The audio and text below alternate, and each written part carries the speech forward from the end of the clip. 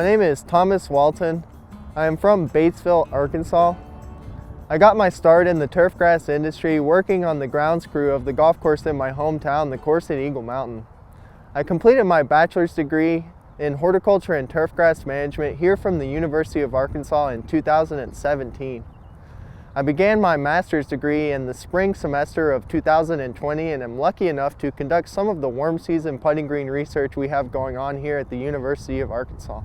The trial that I will be reviewing with you today is some Winterkill research that we have been conducting over the last two winters in 2019 and 20 and 2020 and 2021.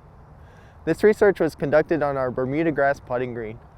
We know that winterkill remains a constant concern for golf courses who manage bermudagrass putting greens here in Arkansas, and this winter was no exception. Widespread record low temperatures were experienced in February, and we fell to minus 20 degrees here in Fayetteville, Arkansas. The use of protective covers is an essential management strategy to prevent winterkill, but one observation made in the field here in Arkansas and in further northern climates is that winterkill still can occur underneath protective covers even when conservative cover strategies are employed. One observation made when observing winterkill underneath protective covers is a rippled appearance, as well as enhanced survival in the seams. This suggests that the presence of air is contributing to the survival underneath these protective covers. The use of pine straw has historically been used to protect bermudagrass putting greens and create an air gap, but there is a significant labor cost associated with applying and removing pine straw. This project sought out to examine and compare three different air gap materials which would be easily installed and removed as to not significantly add to the labor costs associated with covering events. This field trial was conducted on our ultradwarf bermudagrass putting green. This putting green consists of 4 replications, each which include the 3 most popular cultivars of ultradwarf bermudagrass, which are Mini Verde, Champion, and Tiff-Eagle ultradwarf bermudagrass. The treatments included in this study were an uncovered control, a cover alone, which was an Exton brand turf cover, which is a permeable turf cover composed of black woven polypropylene material. The cover alone was supplemented with 3 separate air gap treatments composed of a straw material, a synthetic batting material, and a pipe material. The straw material used was composed of an erosion control mat. The erosion control mat created an air gap of about 1.5 inches off of the turf surface. The batting material, which is composed of polyester, is often used in the automotive industry to create padding for car cushions as well as outdoor furniture. The batting material was our most cost-effective air gap treatment at a cost of 11 cents per square foot and resulted in a 1-inch air gap off the turf surface. The cover plus pipe material was created with a 6-inch perforated drainage pipe. The drainage pipe was split in half and placed 6 feet apart on the putting green surface to result in a 3-inch air gap. Covers and air gap treatments were placed on the putting green when the predicted low temperature was below 20 degrees Fahrenheit. Covers and air gap treatments were removed when the temperatures were predicted to be above 50 degrees to simulate golf courses being open for play during our warmer winter stretches we often experience here in Arkansas. As far as data collection for this study, soil temperature was continuously monitored at a 1-inch depth to compare the effectiveness of each of the air gap treatments compared to the cover alone and uncovered control.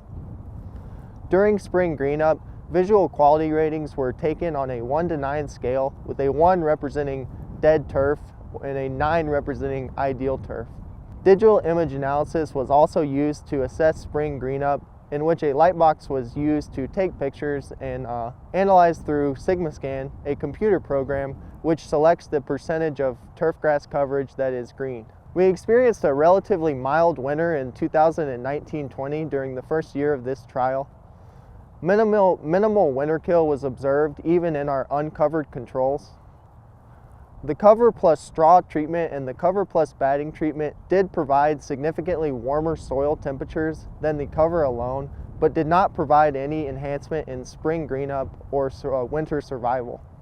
The cover plus pipe treatment was detrimental to had a detrimental effect on soil temperature and actually was colder than the cover alone, potentially due to an excessive amount of air circulation underneath this treatment. During the second year of the trial in 2021, we experienced record low temperatures and the 1-inch soil temperature fell below 20 degrees Fahrenheit.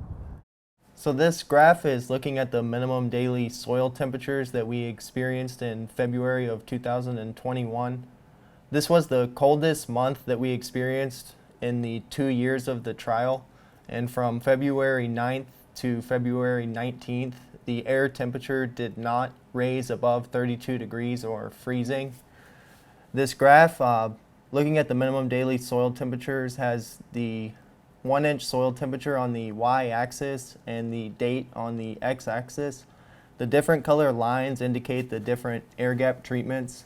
The red line indicates the soil temperature of the uncovered control, and you can see that after the week of February 11th, the soil temperature rapidly dropped and fell below 20 degrees Fahrenheit, while all of the covered treatments were able to remain above lethal temperatures.